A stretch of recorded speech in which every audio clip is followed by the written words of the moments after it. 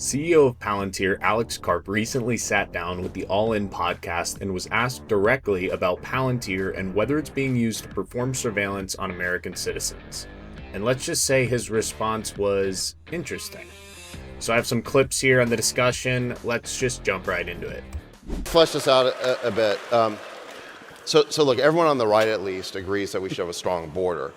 One of the criticisms or concerns that I hear on the right or from civil libertarians is that Palantir has a large-scale data collection program on American citizens, so not foreign terrorists, not illegals, but American citizens. Can you just clear that up and say that either Palantir is not doing that or under what circumstances you do? So for some background here, Palantir is a software platform that's designed to help aggregate big data sets for governments and enterprises alike. So the company was basically founded on the premise that in the post 9/11 world, the government could analyze big sets of data to stop terrorism. So this point that David Sachs from the All In podcast is making here is about the kind of growing sentiment that we're seeing, particularly on the far right wing, regarding Palantir's surveillance program and whether they're using this big data and all of the various aggregation tools they have to build registries and surveil American citizens. So with that context, let's just keep going and hear what Alex Karp's response is.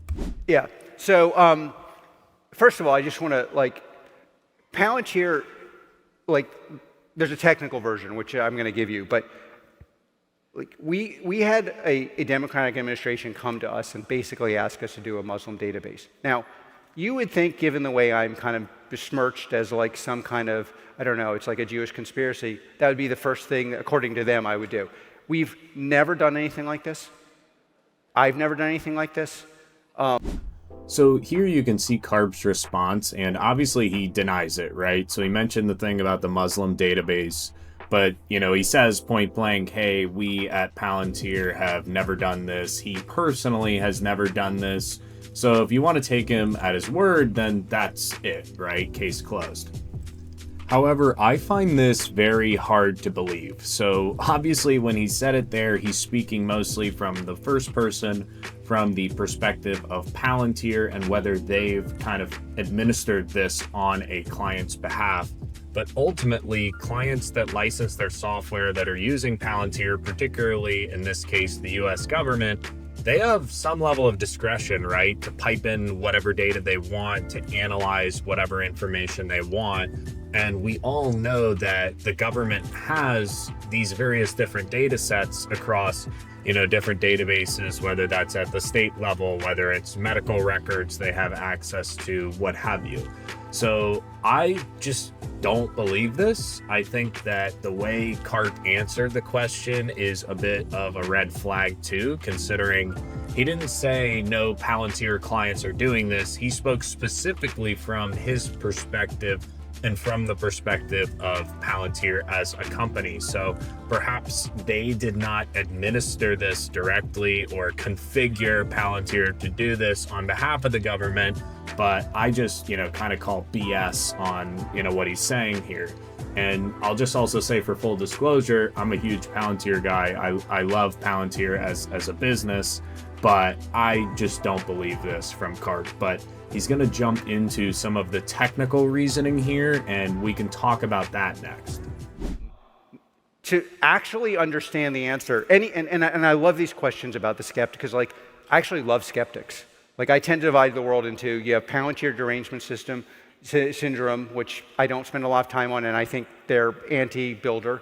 You have Palantir skeptics, and you have people who don't like Palantir. If you're a Palantir skeptic or you don't like us, I want to engage. And any technology that works can be abused. We are the single worst technology to use to abuse civil liberties, which is, by the way, the reason why we could never get the NSA or the FBI to actually buy our product. And until recently, SIGINT institutions would never buy our product.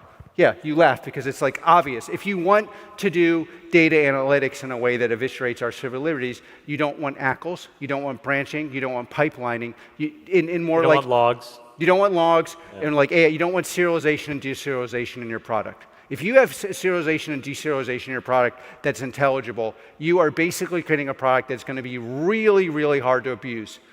And the logs are immutable in Palantir. So.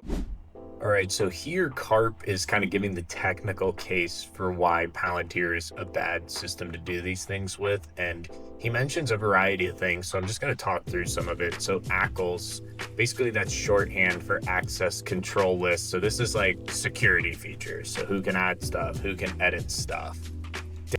Data branching and data pipelining, he's basically referring to users' ability to take data sets and analyze them or allow these data sets to be portable. So extracting the data, formatting the data, sharing that across various parties.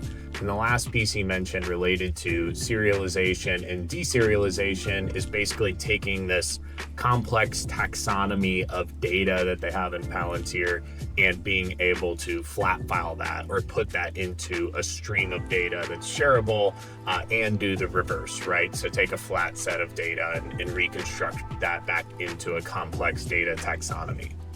So while all this sounds, good on paper, I think the reality is none of that really matters when it comes to running a surveillance program, right? So while there'd be a record of a lot of it and Palantir may have immutable logs and, the ability to share that information, it doesn't really preclude or stop people from doing surveillance, right? Like if you're running a big data platform, the core capability is still there to do it.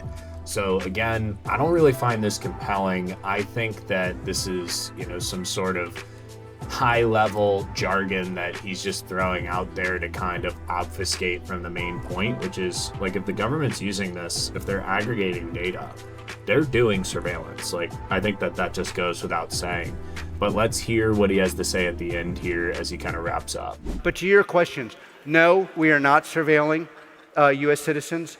No, our data is not being used to aggregate and to create imputed weight. Because you could say, do you do it directly? Do you do it indirectly? That's a fair question. No. Would I do this? Don't have to believe me, but I've never done it in 20 years.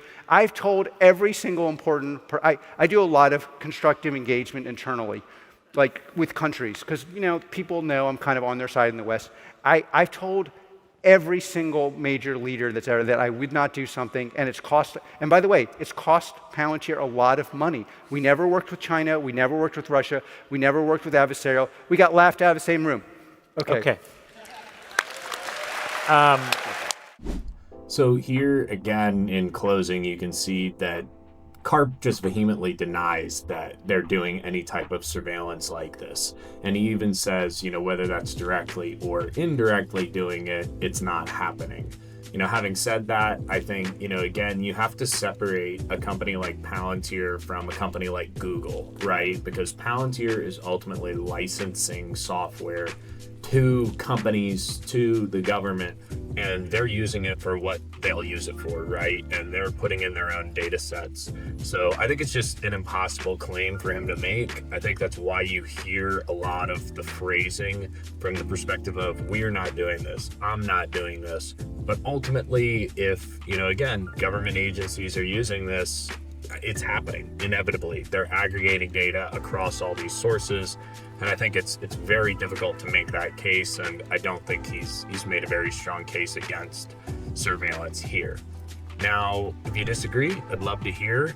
That's pretty much everything. Subscribe to the Boardroom Wire if you enjoyed this, and if you want to see more strategic breakdowns on business, technology, and increasingly kind of these more political events that are popping up. So appreciate the time. See you on the next one.